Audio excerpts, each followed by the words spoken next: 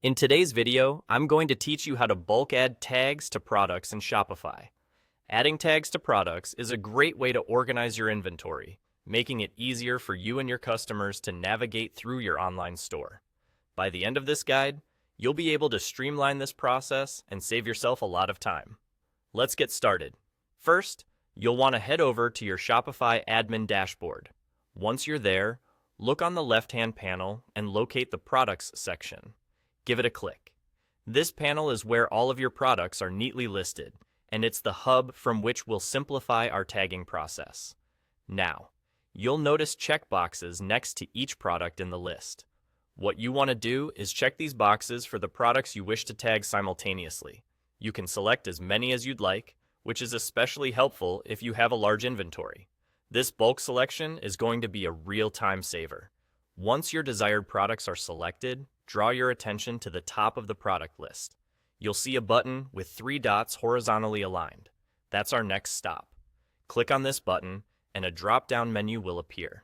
This menu contains several actions you can perform with the products you've selected, but the one we're interested in today is Add Tags. Click on Add Tags to proceed. Now that you're in the tagging section, it's time to choose which tags you want to add to your products. These tags serve as labels that help categorize and describe your products in greater detail. You'll either find a list of existing tags you can choose from, or add new ones by typing them into the field. Take your time here to think about the best ways to categorize your inventory. Good tags can make a big difference in helping customers find what they're looking for in your store.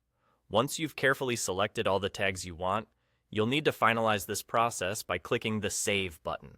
This step is crucial, ensuring that all the hard work you just put in is not lost.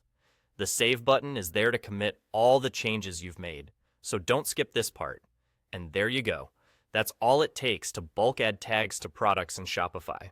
With just a few simple clicks, you've effectively organized your online inventory and made your store more accessible for your customers.